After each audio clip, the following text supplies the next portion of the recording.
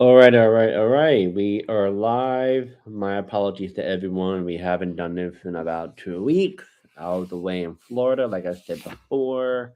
Um, and on top of that, like in a way, I could have gone live, but it was just I didn't have a lot of time in the morning. I had a certain amount of time that I would be able to be on social media. Uh, But I'm gonna say this though, that I hope everyone had a good Thanksgiving. I hope the fact that most of you are ready in the playoffs. If you didn't make it to playoffs, then next year. Lucky for me, I'm in the playoffs, and I've been going to playoffs every year. Sadly, I always lose the first round, second round ish. But let's see how we do this year. I'm gonna tell you a little bit about my standings and how we are looking. So originally, I thought we were versing this guy who was like really good. Thank God we're not, because we're versing a guy whose projection score is 165. We are 184, but it looks like we're gonna be shaking up our roster a little bit. So our projection might be like 190 to 165, so we have a good winning percentage. The guy that we were supposed to verse apparently was 180 projection. He's versing guys 171. And he's in a separate league. Well, not league, but separate category. Like, you had the first guy, the second guy, then the line, and another one.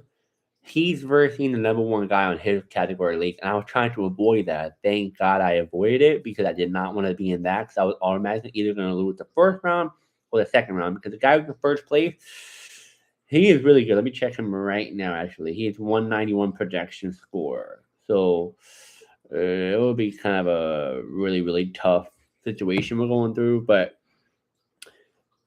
we have a projection score of 184 versus a guy of 165. So you have a good chance. Now, the guy, if we win this past week, we are versing. Let me see.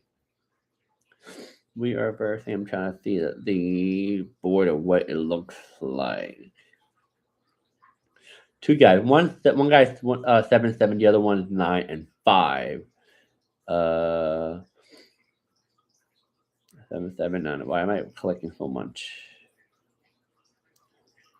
So one guy projection 166, and one. Oh, no, my bad. That's the number one guy. Not looking at it properly.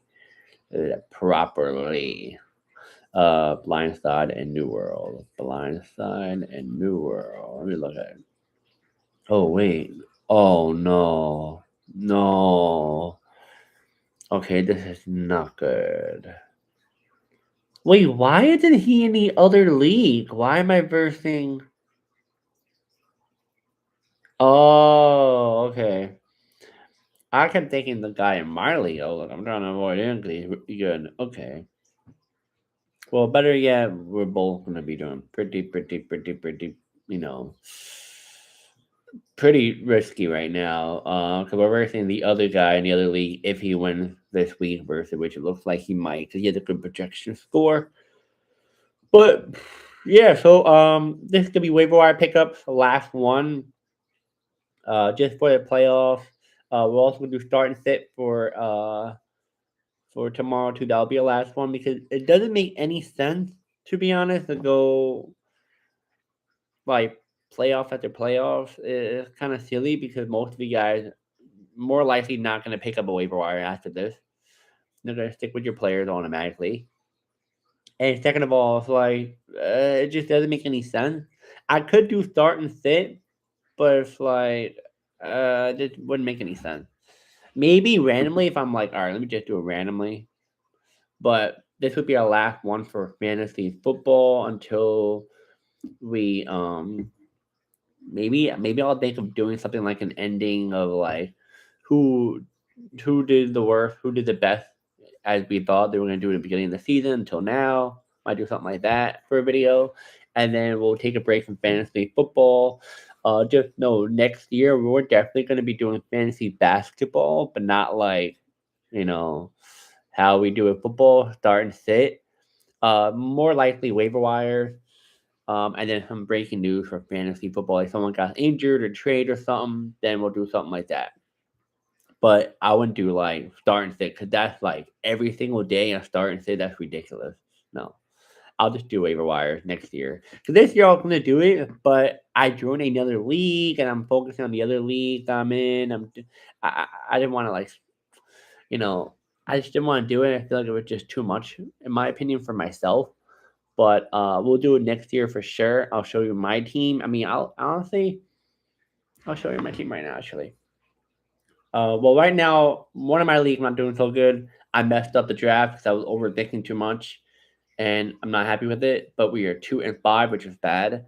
Um, the guys want to draft. I really messed up the draft, so luckily I got some good players out of it. I have Kevin Porter Jr. really good, Bam Adebayo really good, Kobe White really good, Carter solid, Pascal really good, Brandon Poskamaski from the Warriors pretty solid, Brunson really good of course, uh, Camera from the Blazers he's pretty solid. Someone dropped him. I don't know why.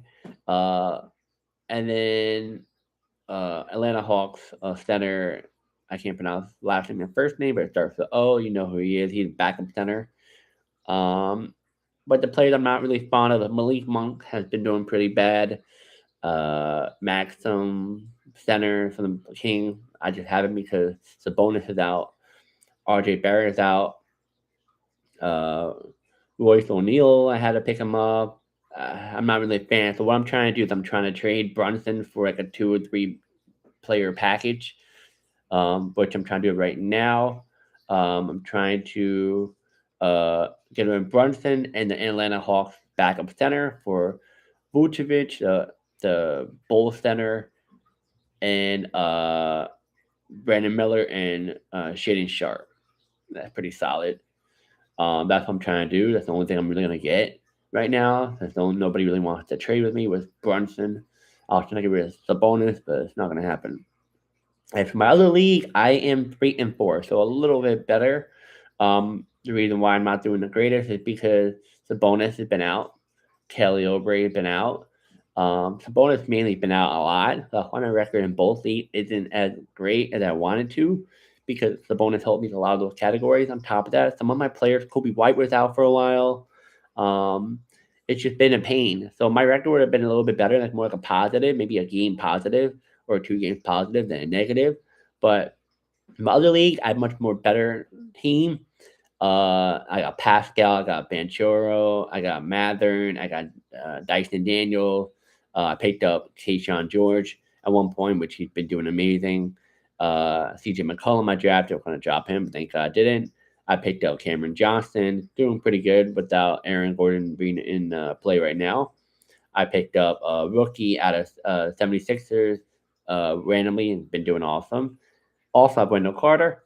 I drafted Denny from the Blazers, doing amazing. Maybe one of his best season. I have Kobe White as well. And then Zaire Richards from the Hawks. I don't like him. I'm gonna get rid of him more likely. He's been trash. And I also have Jordan Clarkson, but that's just for now. Uh, yeah, so that is fantasy basketball. But now let's get back to fantasy football because it's not what we're talking about. I just want to let you guys know about fantasy basketball. We're definitely going to start doing that next year. Waiver wire each and every week, every Monday, starting next year, though. And we're definitely going to do a live chat if I can try and do that when we do the fantasy basketball.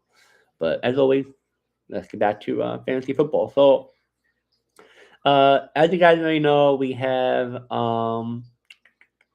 playoff, and not a lot of you really want to pick up players, but like I said, it's the last time I'm going to do waiver wires until next year's waiver wire because most of you already have your team set, but sometimes you may want to pick someone else. As a quarterback that's injured, or running back that might not get a lot of snaps, I got you.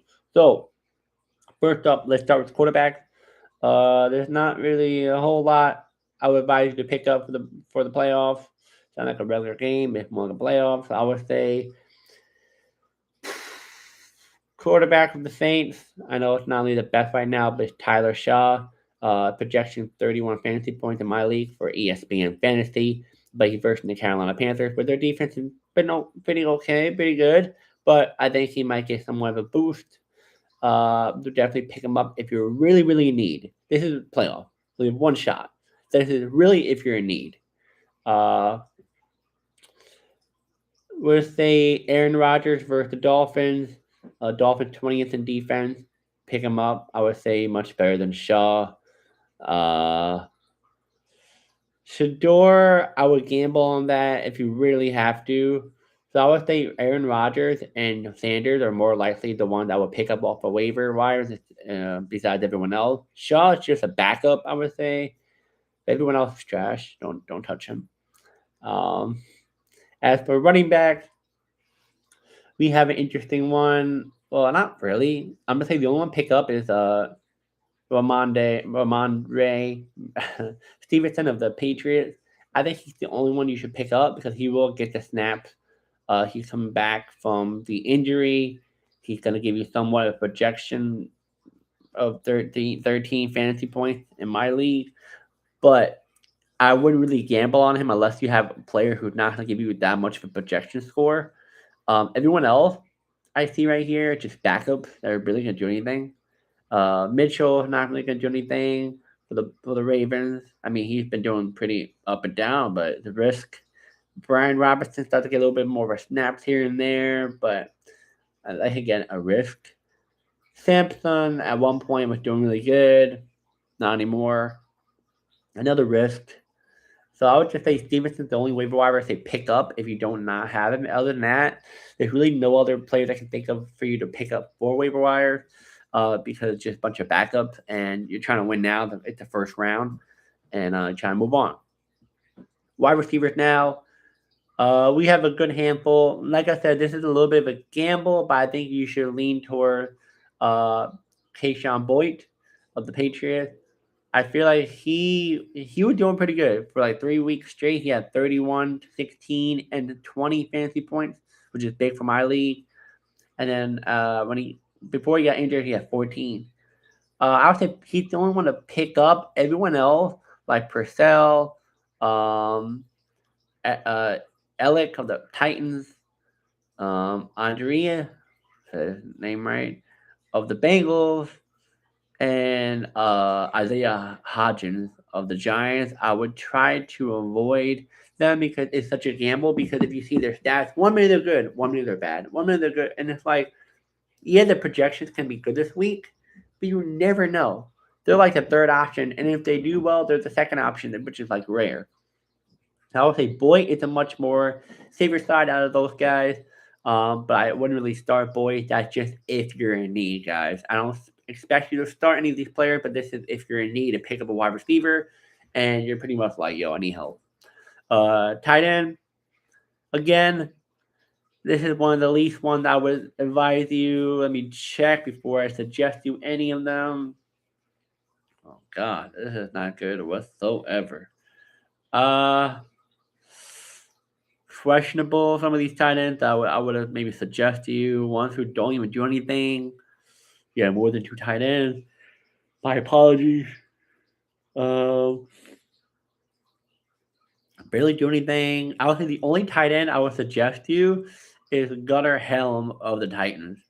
He seemed like he's much more, I guess, a better option because from week 11 to week 13, he was 7 fantasy points, 14, 9, which is good.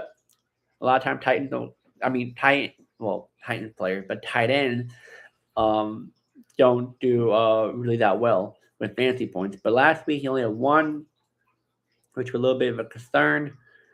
I wouldn't really start him, but if you're in need, go get him. Versus the San Francisco 49ers, they're not that good with the tight end. So, easy choice for that. Now, defensive kickers, we're just going to do this. I know we haven't done kickers in a while, but we'll definitely do it because it's the playoff. Defense now.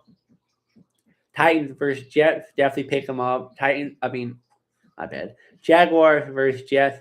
Jaguars defense is going to be doing a lot on the Jets offense. Jets offense is ranked 27th in the league, and the projection of their defense right now is 8 fantasy points. Definitely pick them up. That's what I'm trying to get right now. Cowboys versus Vikings. Cowboys 6 projections. Definitely would pick up the Cowboys because Vikings offense hasn't been the greatest. Steelers defense versus Dolphins. Again, Dolphins are one of the worst too, 23rd in the league. Projection of the Steelers defense is 6th. And then 49ers defense, they're going to versus the Tennessee Titans, which Titans are ranked 32nd, and the 49ers defense projection 5.9, which I'm a little bit shocked. Other than that, there's other teams you can try to do that, like the Saints you can do versus the Panthers. The Panthers are ranked 25th in offense, which are 5 projection, but I wouldn't do it. I'd rather do it from the 49ers, Steelers, Cowboys, and Jaguars. That's what I would say would get to pick up for defensive wise, because I feel like we have a better chance of getting a better projection. I would say if you want me to choose one out of those, I really want to say Jaguars, but you never know. I'm gonna say 49ers. Titans are just trash. Sorry, I'm yawning so much every time I go live. I yawn. Now kickers. Actually, I'm gonna lay off the kickers. Mostly all these kickers are gonna be trash, bro, or they're not gonna really do a whole lot. Yeah, I'm not gonna do kickers anymore. I think that's the end of kickers. It's just silly. It's just silly because like you can beat the Bengals and you're versing one of the worst teams like the Panthers, and you're like, oh yeah, you're definitely get a lot of fantasy points from your kickers, and the Panthers aren't the greatest with defense, but they can try to hold their own and give your kickers a lot. But what if the Bengals do horrible, and you know, they can't get a field goal at all, or what if they're really really good and they give you your kicker literally nothing? Like defensive wise, you have a better chance to giving a good projection because you know what's up. Like you clearly know it because you know the team's really trash every single week. You know they're trash. Kickers is like a little bit risky. You don't know they're gonna do well, do good. What's the wind? What if it's sunny that day? What if it's raining that day? What if someone gets injured? I get defense can be similar to that, but I feel like defense you kind of technically know like what's up. You know, you know what's up. Even if your best corner is out, you're still gonna give you somewhat of a decent projection because you have other people gonna step up. You know, kickers not really. If you're the weather plays a role, the defense and the offense plays a role. It's just the team your burst plays a role, so it's like a much more to it. But yeah, guys, that is the waiver wire for round. Why would I say round one? I would say playoff in general. Like I said, this is the last time we're doing waiver wires for fantasy football. If you guys really, really want me to do more waiver wires and start instead of next week and the week after for your playoff, let me know. This is the first time we're doing these live streams and also fantasy stuff for this channel. I just want to see what you guys feel about it. Do you like this concept? Do you want me to keep doing this? And yeah, guys. Like I always say, like, comment, subscribe. We have more fantasy stuff on the way starting next year, if maybe beforehand, if you guys really want me to do this. And we're going to do fantasy basketball next year. We're going to do waiver wires for fantasy basketball, and we're going to do, the draft for it when we do fantasy draft.